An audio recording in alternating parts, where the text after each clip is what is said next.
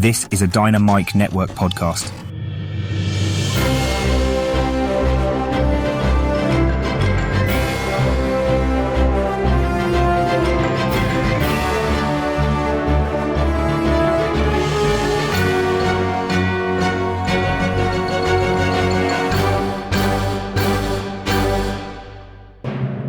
Hi, and welcome to the Dynamic Duel podcast, a weekly show where we review superhero films and debate the superiority between Marvel and DC by comparing their characters in stat-based battle simulations. I'm Marvelous Joe. And I'm his twin brother, Johnny DC. And in this episode, we're going to find out who would win in a fight between the two lords of the underworld, Neron from DC and Hela from Marvel. Now, listeners are probably familiar with both of these characters. Hela was the main antagonist in Thor Ragnarok, and Neron was a freaking horrifying character in the Arrowverse. Oh, I didn't even know that he was in that show. Yeah, don't Google it. He looks freaking gross. I'm Googling it right now. Neron Arrowverse. Ugh, what the fuck is that? Exactly. Ugh. I regret Googling that. You should have warned me. I literally did. He doesn't look anything like the comic book character. No, it's one of those weird Arrowverse adaptations. Okay. Yeah, basically it's a demon from hell versus the Norse god of death. My money's on the Norse god of death. Everybody knows that hell with 2 L's is superior to hell with 1. Before we get into that matchup, guys, we're going to break down the latest comic book movie news to come out from this past week, of which there was none. Likely because we're just coming off of New York Comic Con when the studios gave their latest updates on all the existing projects. So we'll have to wait a few more weeks for more news. As always, though, we list our segment times in our episode description, so feel free to check out the show notes if you want to skip ahead to a particular topic. Our artificially intelligent duel simulator, AJ9K, has a quick message for our listeners, so listen up. Why, hello there. Do you want even more from this podcast? Then become a part of the Dynamic Duel community on Patreon, where you can choose from 3 tiers. The Dynamic 2.0 tier gives you access to our Discord chat server, the Fantastic 4 tier gives you 2 bonus episodes each month, and the X-Force tier makes you an executive producer of this show. Lastly, the Dynamite Podcast Network tier lets you create your own podcast using this Monte Carlo simulator. Johnny and Joe will help you develop your show, provide graphic support and consultation, and get you simulation results. Pitch the twins your ideas via email at dynamicduelpodcast@gmail.com. Check it out at patreon.com/dynamicduel. Pip pip cheerio. Thanks, AJ9K, and thanks to everyone who supports the podcast. Guys, be sure to tune into the other shows in the Dynamite Podcast Network this week, including the Console Combat Podcast, where hosts John and Dean simulate battles between popular video game characters. In yesterday's episode, they reviewed the film Silent Hill. Over on the Max Destruction podcast, hosts Scotty and Gilly pit your favorite action heroes from film and television against each other. On Wednesday, they're going to find out who would win between Wesley Snipes' Blade and Vlad from Dracula Untold.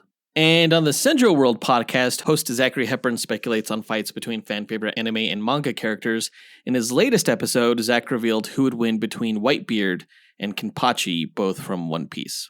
Visit dynamicpodcasts.com or click the link in our show notes to listen to all of the shows in the Dynamite Podcast Network. But with that out of the way, quick to the No Prize. A No Prize is an award that Marvel used to give out to fans. Our version, the Dynamic Duel No Prize, is a digital award that we post on Instagram for the person that we feel gave the best answer to our question of the week. Last week we asked you guys, regarding the Wonder Man and Bat Fam trailers, both of which were released during New York Comic Con, what the fuck did I just watch? Wrong answers only. And we got no answers. For the first time in the history of this podcast, I think no one called in with their answer. I blame Jonathan entirely for that. I thought it was a good question. I did think it would be hard for people because it kind of requires some creative thinking. Basically, the prompt was to rename the shows based off of your impressions of each series trailer. And since no one called in with an answer, this week's No Prize is being awarded to us. We're giving ourselves the prize. I've always wanted to win a No Prize. I've never been eligible. I gotta say, it feels pretty damn good. My answers for last week's question of the week would have been, for Wonder Man, I would have retitled it The Studio Season 2. And for Batfam, I would have retitled it Gotham Knights Season 2 because it stars a cast of characters that no one gives a shit about. Given that we all thought it was going to be a show about the Bat family as we know it, with Nightwing and Red Hood and Batgirl and things like that. And instead, we're getting a Bat fam show with like the ghost of Ra's al Ghul, Man-Bat, and a bunch of characters whose names I can't remember. Yeah, just like that CW show that lasted one season, Gotham Knights, featuring characters that no one knew and no one cared about. That was a good pick. I also liked the Studio Season 2 because that was just a fun show, and I definitely understand like that same behind-the-scenes approach to Hollywood vibe that you're going for. What would your answers have been? Well, for Wonder Man, I would have retitled that Blunderman in Blah Blah Land.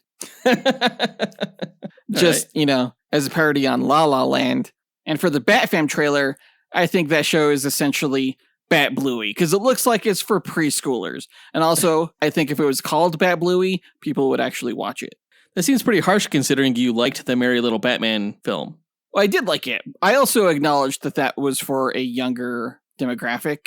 So, that's not really an insult. I do want to make it clear to listeners that for as much as we are questioning the initial trailers for both of these series and maybe even the direction, that's not to say that they're not going to be good. We may end up enjoying them once we watch them.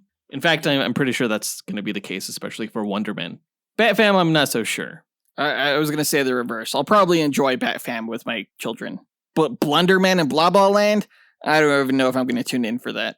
Well, that's your loss. But congrats to us for winning this week's No Prize. If you, the listener, want a shot at winning your own No Prize, go to our website and click that record button next time. And that brings us to our question of the week.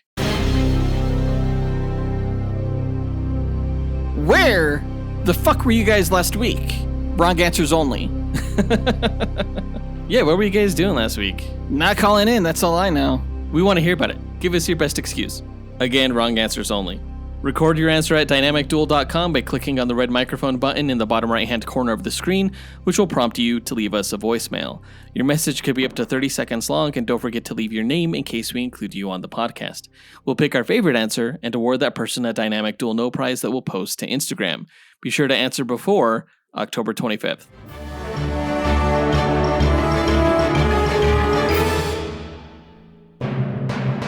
But let's go ahead and get into the main event of this episode, where we find out who would win in a fight between the Lord of Hell, Neron, and the Queen of Hell, Hela.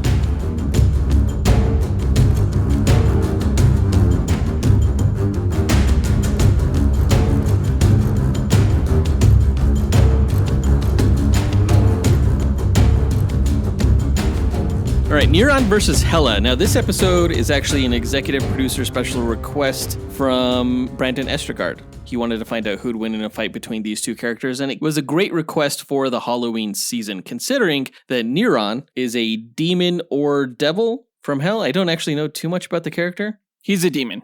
A demon? Okay. So he's not like Mephisto? Or I guess Mephisto is a demon. Technically, he's a Hell Lord. Neron's a Hell Lord. Okay. Hela is also a Hell Lord. She's considered one, despite the fact that her domain of the underworld only pertains to Asgardians. And even then, it only pertains to Asgardians who have not died in battle, because Asgardians who do die in battle go to Valhalla. So it's not a place of torment, it's just an underworld. No, it's not like a realm of fire and torture and suffering. It's just where Asgardians go when they die. Okay, well, that's lame. Not nearly as metal as Neron. I am interested in learning how powerful Neron is and how that compares to Hela, so let's go ahead and get into the backstories.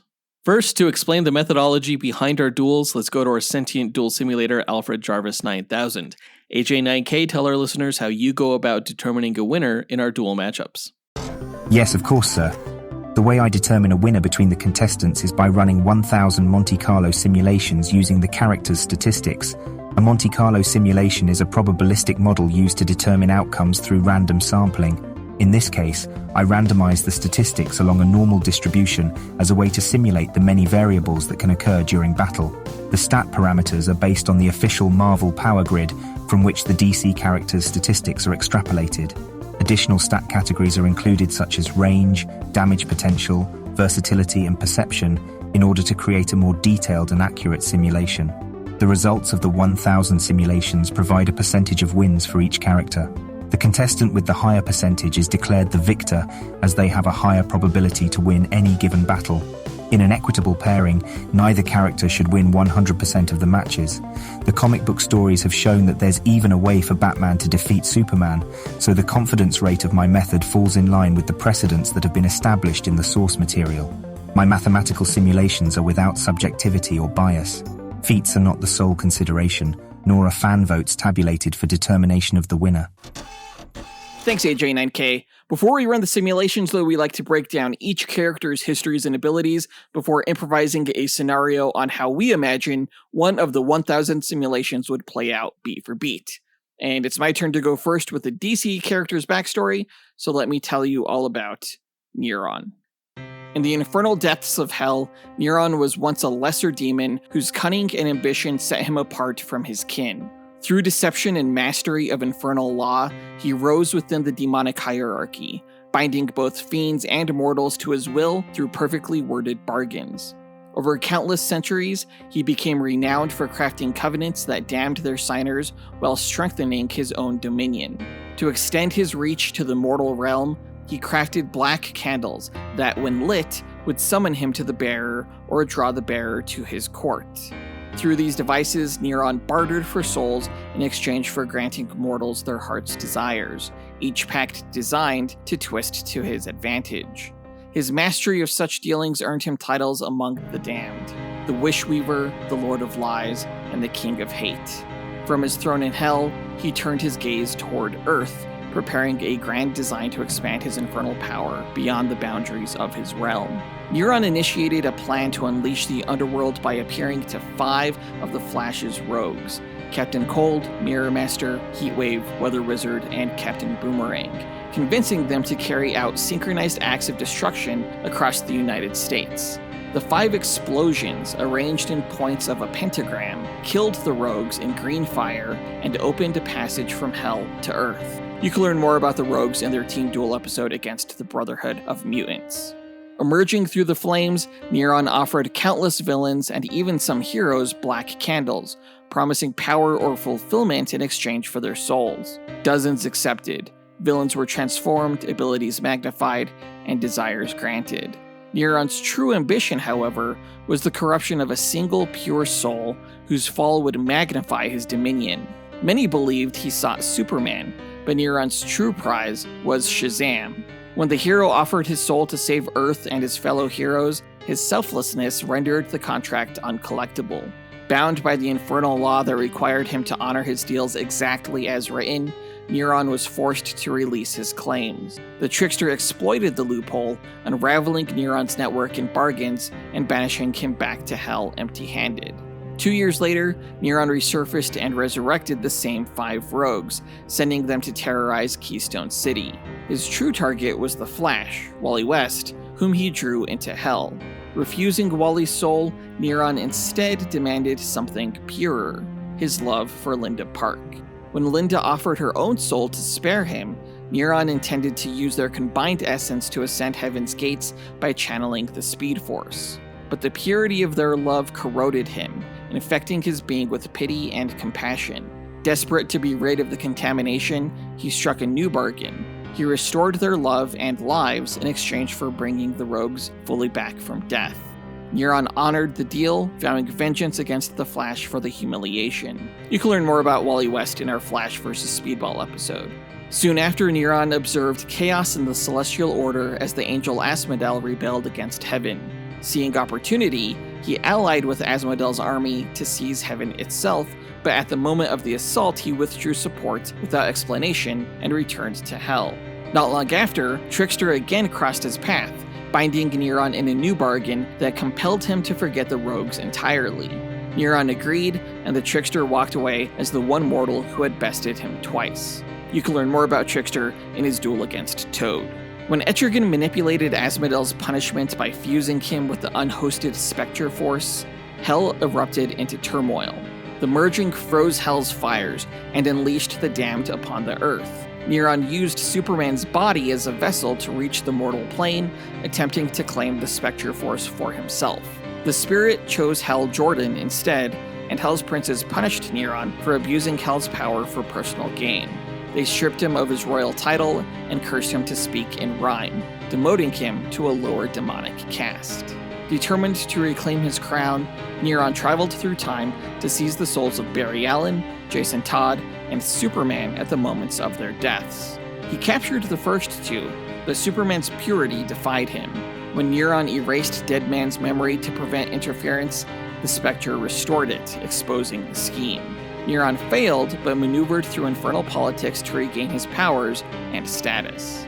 From Hell's throne, he turned again toward Earth. Neron empowered Felix Faust to masquerade as Dr. Fate, luring Ralph Dibny into a ritual that promised the resurrection of his wife, Sue. When Neron appeared to claim Ralph's soul, Ralph activated a binding circle that trapped them both inside the Tower of Fate. Neron killed him, only to find the binding unbreakable by any but its creator. Eventually, Neron escaped and resumed his bargains, transforming Eddie Bloomberg into a demonic metahuman known as Kid Devil. Neron's pact was conditional. If Eddie lost faith in Blue Devil, his soul would be forfeit at age 18.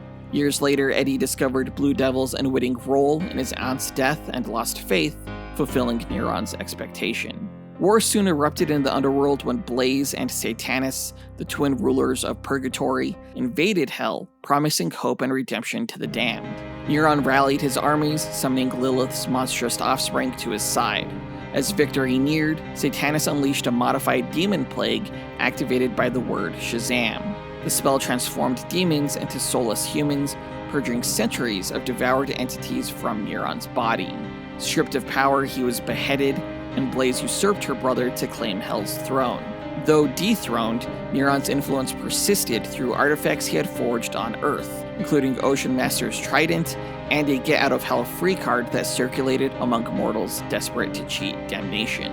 In post-Flashpoint continuity, Neron claimed Hell's throne after Lucifer abdicated and set his sights on Earth once more. He overthrew Papa Midnight's operations and repurposed Midnight's New York City club as a conduit for his growing influence, intent on seizing control of New York as the first step in conquering the world. When he trapped both Midnight and John Constantine in Hell, Constantine escaped and dismantled Neron's plan by exploiting a loophole in Neron's own hex, forcing the demon back to his realm. You can learn more about Constantine in our John Constantine vs. Brother Voodoo episode. Later, Neron captured the solar-powered hero Apollo and imprisoned him within his palace, baiting his partner Midnighter into Hell for a direct confrontation. Midnighter fought through demonic hordes and engines of torment to free Apollo, ultimately defeating Neron in personal combat and costing Neron his captive prize. When the Great Darkness rose to consume the multiverse, Neron was among the infernal lords enslaved to its will, forming part of the Dark Army that clashed with the Justice League. After the heroes severed the darkness's link to reality and later purged its new host, Neron and the others were freed from its control. In time, Neron was dethroned by Raven, who restored order to Hell. Displaced again, Neron resumed his dealings in the shadows, crafting new pacts, weaving infernal contracts, and searching for the next soul whose fall might restore his supremacy. And that's Neron's backstory. Powers-wise, Neron is one of the most powerful demon lords of Hell, possessing vast strength and durability. He can manipulate reality through sorcery, unleash hellfire and eldritch force, and assume either a regal humanoid guise or his true form, a green tentacled mass. He can fly, teleport, and conjure artifacts of immense power, including weapons. His defining ability is contract magic. He grants power, transformation, or resurrection to mortals in exchange for their souls. Within his own realm, his power grows exponentially, and he will reform there if slain, making him immortal. So is he like Shumagorath in his true form? Not with like the giant eyeball or anything like that. It's more just like a chunky green mass. Gross. You know, Hela has a true form as well. If her headdress is ever removed, she was actually born like half dead and half alive. So like half of her is beautiful, but the other half is basically like a zombie. That's her true form. Interesting. And she's severely weakened when in that state. So her headdress is her weakness. I will take note. Yeah, Neron's not going to know that. But let me tell you more about Hela in her backstory. Hela was mystically born in Jotunheim, the land of the giants, as the daughter of the giantess Angerboda and the trickster god Loki, whom you can learn more about in his duel with Ares. Some myths claim Hela was the offspring of an earlier incarnation of Odin, but all accounts agree that she was born half dead, her body split between life and decay. As she came of age, Odin appointed her the goddess of death, granting her dominion over 2 of the 9 realms, Hel, the land of the dead, and Niflheim, the land of eternal mist and shadow. Cloaked in garments that concealed her half-rotted visage, she appeared as a darkly beautiful woman when veiled, but beneath the cloak was the withered form of death itself. The garment held her power and vitality. Without it, she became weak and frail. Though Hela's role was to guide souls of Asgardians and their followers to the afterlife, her ambition soon exceeded her station. She sought to extend her dominion to Valhalla, the realm of honored warriors slain in battle, and longed to claim the souls of Odin and his son Thor. During one of their earliest encounters, she appeared before Thor when he offered his own life to spare Lady Sif, and impressed by his nobility, Hela allowed them both to live. Yet her fascination with Thor persisted, often walking the line between adversary and reluctant admirer. You can learn more about Thor in his duel against Wonder Woman. In time, Hela's hunger for power grew. She stole a fragment of Odin's soul during his slumber upon the Sea of Eternal Night, using it to create a cosmic entity called Infinity. The being nearly unmade existence before Hela was defeated by Thor's sacrifice and Odin's intervention. Though Odin slew her to end her threat, he was persuaded by Thor to resurrect her, restoring the balance between life and death. Hela continued to test the god's resolve, once slaying Thor only to restore him when Sif offered her own life in his place. When the monstrous Mangog killed Odin, Hela clashed with Pluto, the Olympian god of death, over the right to claim Odin's soul. To deny Pluto the victory, she revived Odin herself. Later, alongside Loki, she attempted to trigger Ragnarok, the apocalyptic rebirth of Asgard, by slaying Thor's friend Balder and unleashing an army of monsters upon the realm. Odin thwarted her scheme, but her obsession with the prophesied end of the gods endured. Hela's authority was challenged by Oleris, the Unmerciful, an Asgardian military commander who sought to usurp her throne in Hel. The conflict drew the attention of the superhero team The Defenders, who aided her in repelling Oleris and restoring order to Valhalla. She later conspired with Loki and the war god Tyr against Odin, and joined the Hell Lords, Mephisto, Pluto, and Satanish, in merging their netherworlds to consolidate power. Their union awakened the god-eater Demogorge, who devoured Hela and the others before being destroyed by Thor, restoring her once again. Throughout these eras, Hela's realm served as both prison and battlefield for divine souls. She commissioned the construction of Naglfar, a massive ship built from the fingernails of the dead, intended to carry her army across the 9 realms during Ragnarok. Yet before it could sail, it was destroyed by Scourge, the executioner, who defied her tyranny to save mortal souls. Hela's repeated attempts to claim Thor's life culminated when she cursed him so that his wounds would never heal and his body could never die. After a brutal battle with the Midgard serpent left him mangled, Thor entered Hel within the armor of the Destroyer and forced Hela to lift the curse, restoring his body and trapping the Destroyer in her realm as a warning. Even so, she continued to meddle with mortal and divine affairs, at times battling Mephisto for the right to claim Thor's soul. You can learn more about Mephisto in his duel against Sandman. When Odin entered the Odin Sleep, Hela seized the opportunity to expand her influence, corrupting the Valkyrier and turning them into fire demons. Among them was Mirage of the New Mutants who rebelled against her queen. With help from the dwarven King Eitri and the Young Mutants, Hela's Uru-forged sword, called the Night Sword, was destroyed, and Odin was spared. You can learn more about Mirage and Valkyrie in their respective duels against Arrowet and Power Girl. When Ragnarok brought about the fall of the 9 realms, including Hel and Niflheim, Loki awakened her in a mortal guise in Las Vegas. There, she resumed feeding on human souls and aided Loki in his schemes. During this period, she attended councils with Mephisto, Dormammu, and other Hell Lords, often shifting alliances based on convenience and survival. Her presence drew the attention of mutant allies when Mirage sought her aid in battle, gaining from Hela a sword and steed that allowed her to defeat Ares.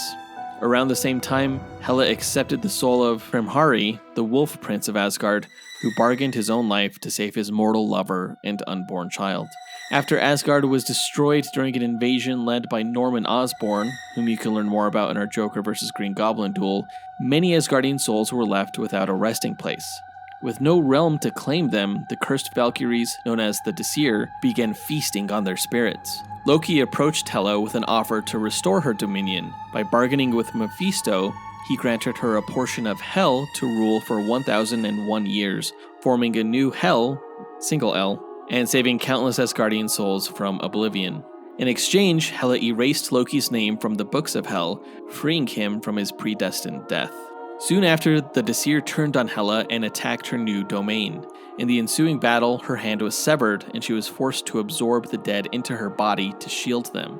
With the aid of Thor and Tyr, Hela repelled the Disir, though the conflict left her weakened. She later made a pact with Loki and Mephisto during the rise of Odin's brother Kolborsen, aka the Serpent, ensuring her realm's protection and pledging her servants to Loki's cause. When peace returned, she regained the true Hel and reclaimed her place as its ruler. After Loki restored Hela's severed hand with the power of the Holy Grail, Hela faced Angela, the lost daughter of Odin and Freya, in combat. Angela had descended into Hell to free her lover Sera and overcame the death goddess. She seized Hela's crown and took her place as Queen of Hell before abdicating the throne to Balder. Stripped of power and seeking vengeance, Hela allied herself with Thanos, the Mad Titan, offering him the one thing he desired most, death itself, in exchange for his aid in reclaiming her realm. You can learn more about Thanos in his duel against Darkseid. Together with the Black Order, Hela stole into the Collector's Vault to retrieve a version of Thor's hammer Mjolnir from a dead universe, only to fail. Returning empty-handed, Hela slew Proxima Midnight before Thanos as proof of her worth and sealed their alliance with a kiss. You can learn more about the Black Order in their duel against Darkseid's elite. However, Hela's pact with Thanos eventually brought ruin.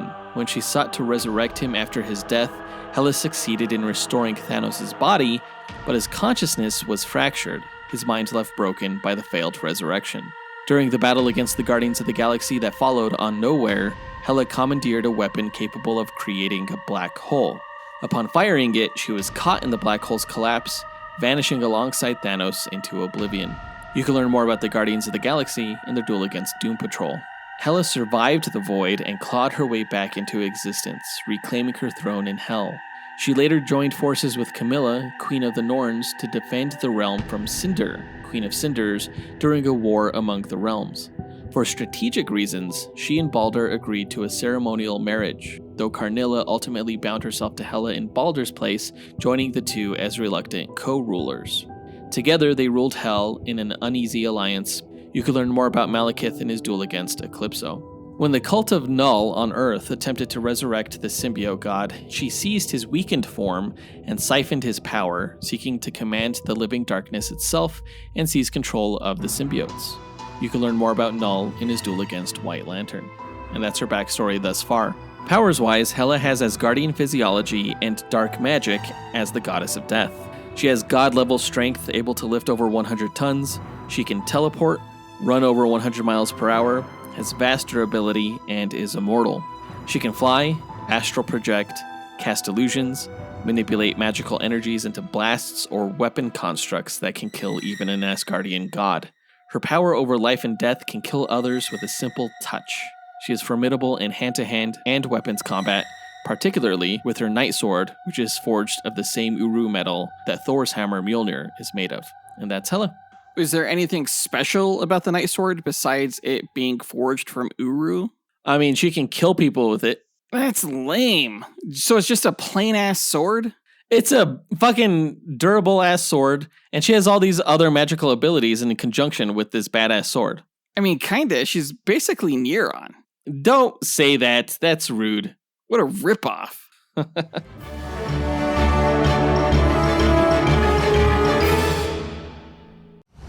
In a world where fantasies collide and heroes clash, one podcast network rises above the rest. Prepare yourself for the ultimate showdowns in comic books, video games, movies, and anime. The Dynamite Podcast Network presents Console Combat, where video game legends brawl every Monday. Dynamic Duel, where comic book titans smash every Tuesday. Max Destruction, where TV and action heroes battle every Wednesday. And Sendro World, where anime champions clash every Thursday. Join us as we speculate on the matches and, armed with the power of mathematical simulations, discover who will emerge victorious. Visit dynamicpodcast.com, where we settle the debate and settle the score. Now that we got their histories and abilities out of the way, let's speculate on how one of the 1,000 simulated matches will go. The winner is determined by simulations, not this speculation, but it's fun to imagine how this fight could play out. AJ9K, what are the rules of our speculation? Well, I should say there are no rules, other than the characters have no prior knowledge of the other going into the fight. All they are aware of starting out is that the other character is a threat that needs to be eliminated. For the speculation, the contestants will begin approximately 50 meters apart in a nondescript environment that will have no bearing on the match itself, as no environmental statistics are considered in my simulations. The contestants must earn victory on their own merit. Alright, then let's get into it. Neron and Hela meet on the battlefield. Who goes first? I think before even fighting, that Neron is probably going to offer Hela what she's always wanted, a way to obtain Thor's soul. And to help her with that, he's going to present her with a black candle that transforms into a glowing green hammer called, let's say, Mjolnir.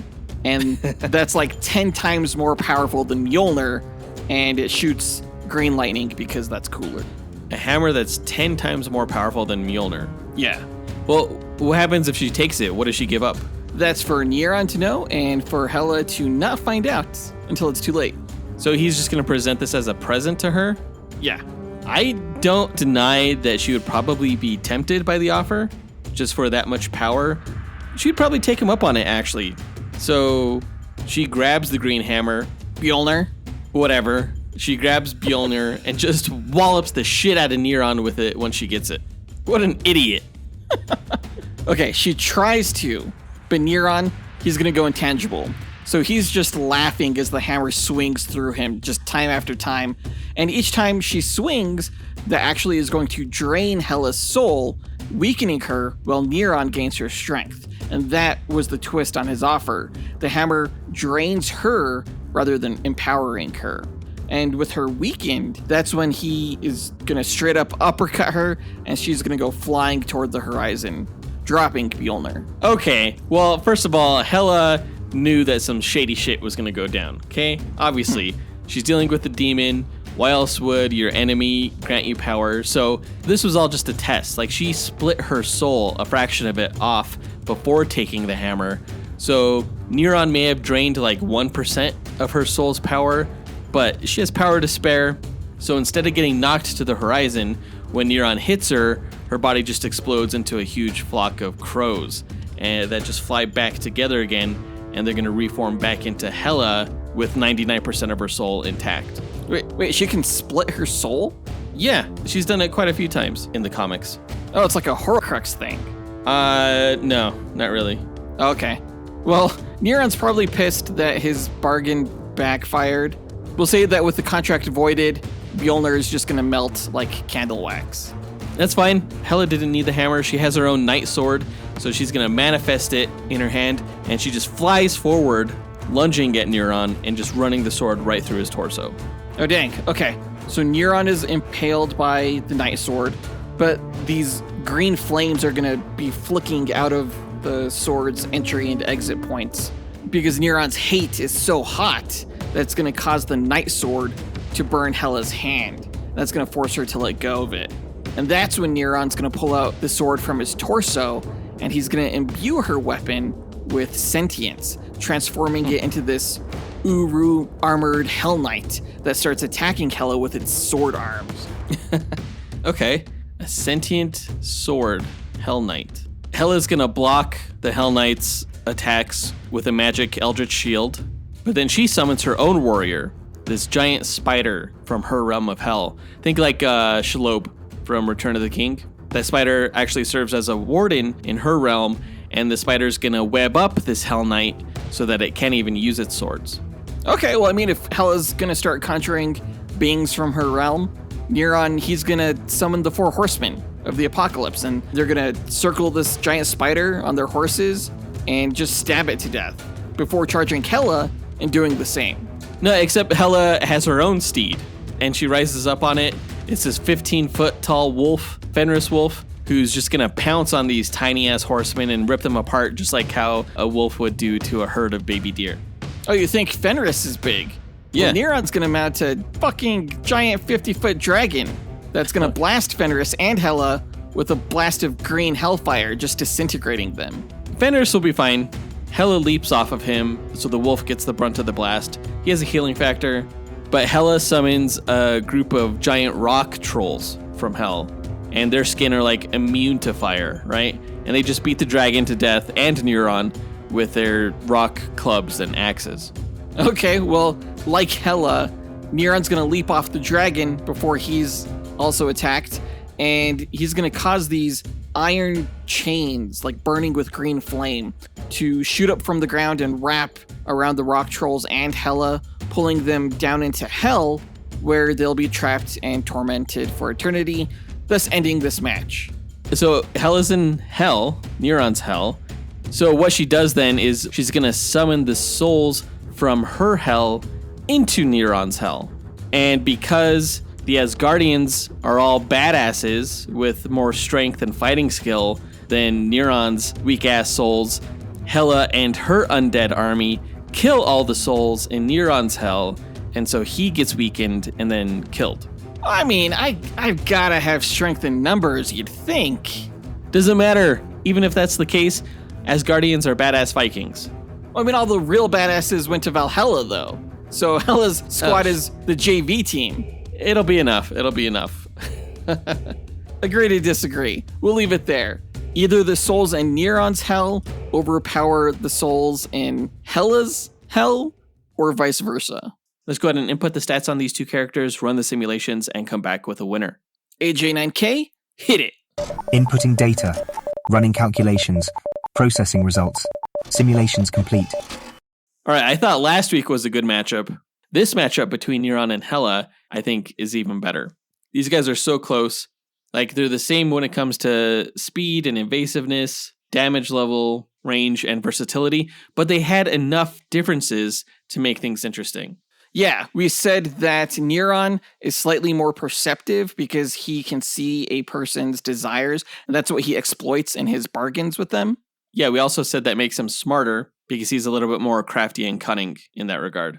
But we said that Hela was not only a better fighter, but she was also better physically in terms of durability and strength. Because while Neron does have demon physiology, the dude lost to Midnighter.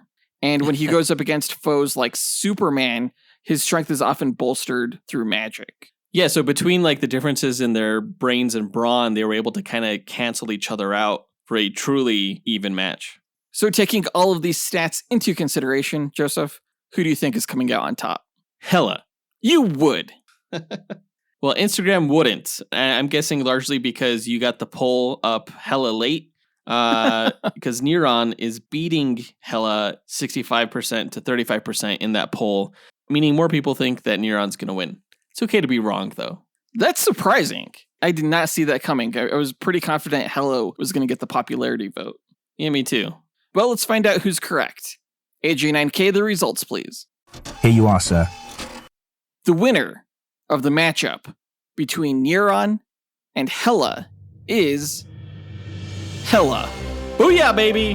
By 51.4%, or 514 of the 1,000 matches, compared to Neron's 48.6%. Wow, that's almost a coin toss. That is a coin toss. Considering the way they differed in stats, I'm surprised it came out to be this close. Well, like I said, they kind of evened each other out when it came to brains and brawn. Usually a win rate lower than 52.5% of the matches I consider a coin toss, where if you ran another 1,000 simulations, you might get a different result because it's just that close. But let's not do that. I mean, we could. But let's not. Fine. Congrats to Hela. Congrats to the Marvel fans. We're on a streak now, guys. It's been a while. Of 2. That's not a streak. It's a streak, baby. We're just going to keep it rolling. Keep it rolling all the way into January. That does it for this Duel episode. AJ9K, help close us out. Thanks for listening to Dynamic Duel. Visit the show's website at dynamicduel.com and follow us on Instagram at Dynamic Duel Podcast. You can support the show on Patreon at patreon.com/dynamicduel and joining a tier that works for you, or by rating and reviewing Dynamic Duel on Apple Podcasts, Spotify, Podchaser, or on our website. Don't forget to listen to the other shows in the Dynamite Podcast Network, including Max Destruction, Senjo World, and Console Combat. In our next episode, which is dropping days before Halloween, we are going to bring you a special spooky episode where we pit the House of Mystery against the Crypt of Shadows. Yeah, this is a special duel request. It's going to be a team duel between 7 supernatural and mystic users from DC and Marvel, but we're going to tie in some Tales of the Crypt goodness in there. It'll be a lot of fun.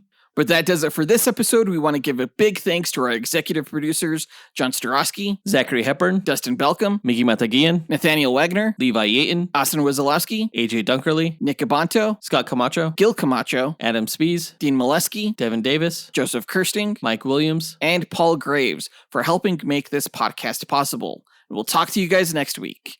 Up, and away! True believers. That episode was hella successful.